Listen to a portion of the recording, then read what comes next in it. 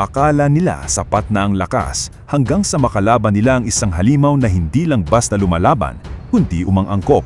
Habang pinuputol nila, lalo itong bumabalik. Habang pinipigilan nila, lalo itong lumalakas. At doon nila na-realize, hindi ito laban na kayang tapusin ng isang tao lang. Kailangan nilang baguhin ang paraan ng pakikipaglaban o isa-isa silang mauubos. Time's up, game over. I see right through your lies. Time's up, game over. They'll know what's real inside. Time's up, game over. Your empire's gonna fall. Alam mo yung akala mo kontrolado mo yung sitwasyon? Mali.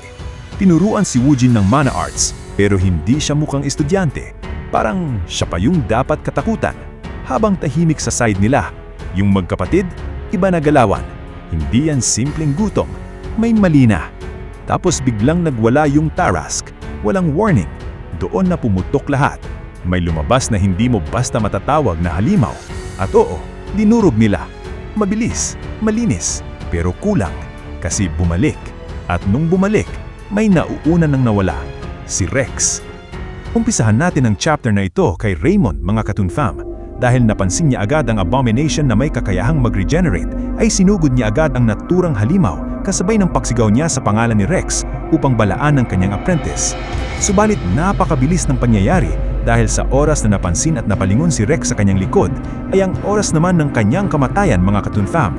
Dahil nilamon si Rex ng buo ng abomination at ang tanging natira na lang sa kanya ay ang isa niyang kamay na nakahawak pa sa kanyang espada. Dahil dito, laking gulat ng lahat sa kanilang nasaksihan, pati na tayo, mga Katoon Fam, na ang Apprentice Knight ay walang kalaban-laban na minukbang lang ng abomination. At dahil sa sinapit ni Rex, ay sobrang naggalit naman si Raymond at napamura pa.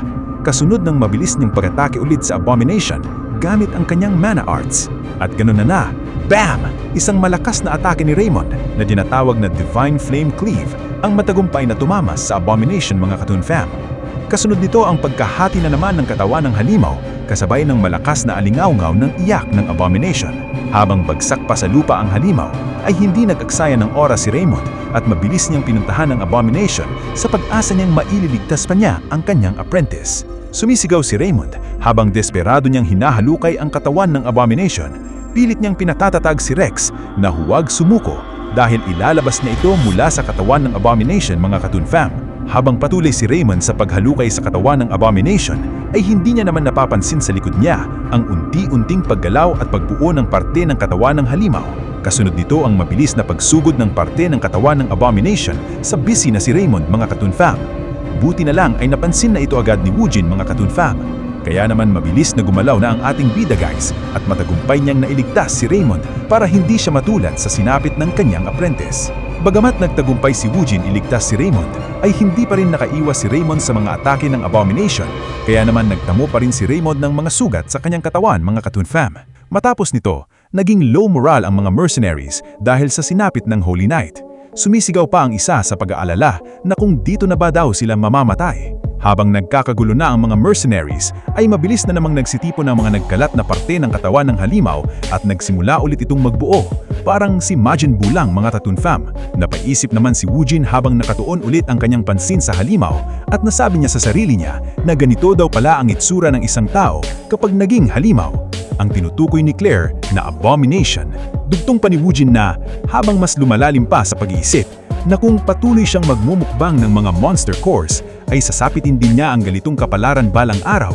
Subalit pinutol na niya ang kanyang alalahanin sa kanyang isipan kasunod ng tagsasabi na nagiging advanced na daw si Woojin sa pag-iisip at ang problema na iyan daw ay hindi niya dapat iniisip ngayon dahil ang mas importante ngayon daw ay dapat mapatay niya na ang tuluyan ng halimaw sa kanyang harapan.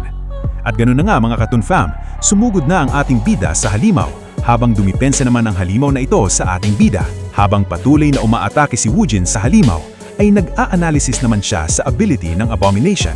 Ayon kay Woojin, naggrabe daw ang digestive power ng halimaw na ito at parang walang hanggan ang regeneration ability nito, mga Katoon Fam. Dagdag pa ng ating bida na sa ganitong takbo daw ay magiging laban na lang ito ng pagod at tibay. Kailangan daw tipirin ng mercenary ni Woojin ang kanyang lakas at dapat mahanap daw ang weak point ng naturang halimaw. Sa pagpapatuloy ng bakbakan ng ating bida laban sa halimaw, ay isang malakas na hampas naman ng halimaw ang nagawang mablock ng ating bida. Bagamat nagawang mablock ni Wujin ang atake na ito, ay nagawa pa rin siyang patalsikin at nagkaroon ng kaunting damage sa lakas ng impact na kanyang sinalo mga katunfam. At dahil mukhang tagilid ang ating bida sa isang one-on-one fight sa Abomination, ay sumali na sa laban ang Black Marlin Mercenary. Isang mabilis na spear ang binato ni Jonathan na tumama naman sa halimaw upang magbigay siya ng support sa ating bida. Kasunod nito ang pasigaw na pagsasabi ni Jonathan na wag daw kakalimutan ni Wujin na nasa likod lang ng ating bida silang mga kaibigan niya. Kasunod naman nito ang chant ni Claire ng "Naway ang iyong sandata ang siyang pumigil sa kadiliman." Ang magic buffs na ito ay bumanot sa mga sandata ng mga mercenaries mga katunfem. At dahil sa magic support ni Claire ay sumigaw ang isang mercenary na nakatanggap nito at pinaalam niya sa lahat na ang magic daw ay gumagana. Kaya naman ang regeneration speed ng Abomination ay nagsisimulang bumagal na daw. Dagdag pa niya na wag daw hahayaan nila na magdikit muli ang mga naputol na bahagi ng katawan ng halimaw at ilayo daw nila ang mga iyon sa pangunahing katawan ng Abomination dahil hindi daw sila nandito para magpabida lang mga katunfam. Mabilis naman nagsigawan ng iba pang mercenaries sa pag-agree nila. Salamat sa pagbisita sa Tambayan Toontime, munting tahanan ng mga kwentong para sa inyo. At dahil sa effective na backup ang ginagawa ng mga kasamahan ng ating bida, ay masaya niyang naisip na hindi naman masama ang ginagawa nila. Akala daw ng ating bida na nanginginig na ng takot at hindi makagalaw ang mga ito dahil sa mga nangyari kanina. Dahil sa ginawa ng mga mercenaries at sa tulong ng magic ni Claire, ay nahirapan na ang halimaw na makuha niya ang kanyang mga parte ng katawan. At dahil dito, nagsimulang magseryoso na din ang halimaw na ito at nagpalabas na ng matinding aura. Hindi naman ito nakalusot sa mga mata ng ating bida. At habang unti-unting tumitindi ang nakakatakot na enerhiyang pinagpapakalawan ng Abomination, ay unti-unti ding lumalabas sa kanyang katawan ang mga mukha ng magkapatid guys. Napasigaw ang isang mercenary na ano daw ba ang nakakatakot na mukha na lumabas sa mga balikat ng halimaw na ito. Sumigaw naman ang isa at namukaan niya na iyon daw ay ang mukha ng dalawang anak na lalaki ng namayapang Golden Bug mga katunfem.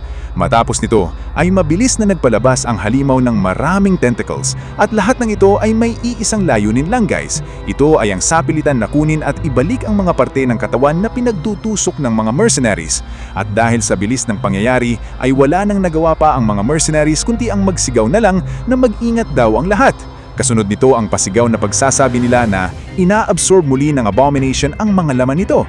Hindi naman hinayaan lang ni Wujin na madaling ma-absorb ng halimaw ang mga laman, kaya naman agad niyang sinugod ang halimaw. Kasunod nito ang pagpapakalawan niya ng isang simpleng slash na pumutol naman sa dumidikit na laman ng Abomination mga katunfam.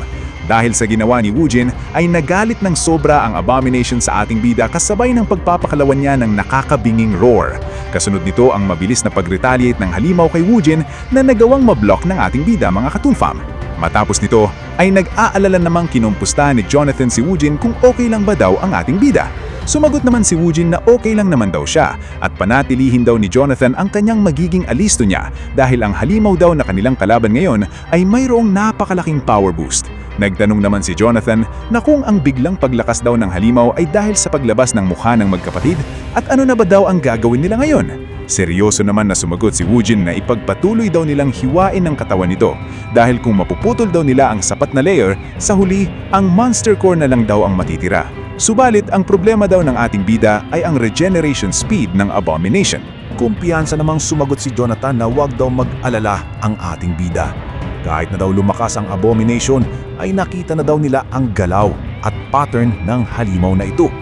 Dahil sa sagot ni Jonathan ay napangiti dito si Wujin kasabay ng pagsasabi niya na kung ganyan daw kakumpiyansa si Jonathan ay kasunod nito ang matatag na pagsasabi ng ating bida habang gumamit na siya ng kanyang mana arts na sa tingin niya daw ay hihiwain niya na lang ang halimaw na ito hanggang sa magsawa siya dito. Ayan na mga katunfam, malalaman na natin kung sino talaga ang tunay na halimaw. At ganun na nga, sumugod na ang ating bida sa Abomination habang gumagamit na siya ng kanyang mana arts. Nakahanda naman ang halimaw na ito sa ating bida, kaya naman sinalubong nito si Wujin ng napakaraming tentacles. Madali namang pinagtatagpas ni Wujin na parang mga damo ang mga tentacles na sumalubong sa kanya mga sir.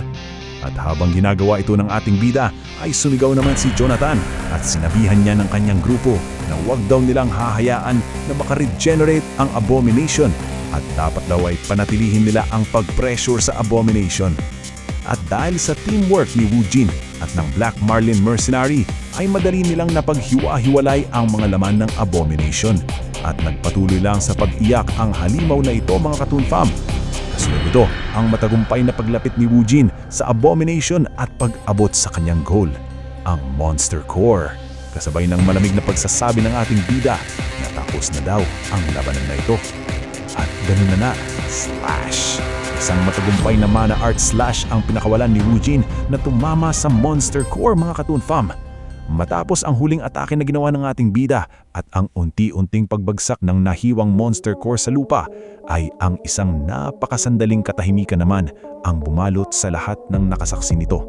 Kasunod nito ang malakas na sigawan ng mga mercenary sa kanilang kasiyahan dahil sa wakas ay nagawa na nilang mapatay ang napakalakas na Abomination na ito. Sumigaw pa ang isa na ang kanilang mga pangalan daw ay magiging alamat pagkatapos ng araw na ito dahil natalo nila ang isang Abomination mga Katoon Fan. Sumigaw naman sa kasiyahan si Jonathan na magaling daw ang pinakita ng lahat. Habang nagdidiwang ang lahat, ay tahimik naman na pinagmamasdan ni Woojin ang Monster Core na napunta malapit sa kanyang paanan. Ibang klase ang utak ng ating bida mga Katoon Fam. Habang nag-e-enjoy ang iba, siya naman ay nag-iisip na.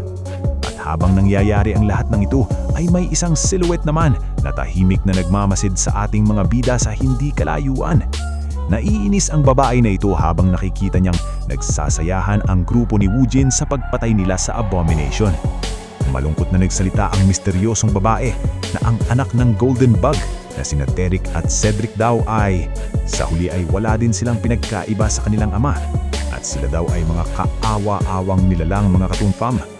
Dugtong pa ng misteryosong babae habang lumuluha na sila daw ay tunay na walang kakayahan at lubos na walang silbi hanggang sa huli. Subalit na putol naman ang pag-e-emote ng misteryosong babae nang mapansin niyang pasimpleng nag-toe flick ang ating bida upang kunin niya ang Monster Core sa lupa. Agad naman niyang nakilala ang ating bida na ang tumapos sa Abomination, kaya naman nang makuha ni Woojin ang Monster Core ay napatanong ang babae kung ano ba daw ang ginagawa ng ating bida at bakit niya kinukuha ang Monster Core ng namatay na Abomination. At dito na tayo titigil mga Katoon Fam. Sino ba talaga ang babaeng ito? Ano ang koneksyon niya sa pamilya ng Golden Bug? At anong plano niya sa ating bida? Marami pang katanungan at mas marami pang sagot ang darating sa susunod na chapter. Kung hindi ka pa nakasubscribe, ngayon na ang tamang oras dahil parang ka ikaw si Rex, hindi ka dapat mahuli sa oras na ito. Like, subscribe at iyon ang notification bell mga Katoon Fam. Hanggang sa muli! Maraming salamat po sa mga nanood at nakinig sa kwentong ito. Kung nagustuhan nyo, can I get a like and subscribe from you? Malaking bagay at tulong po ito para mag-grow ang munting channel na ito. Don't hesitate to leave a comment na rin po.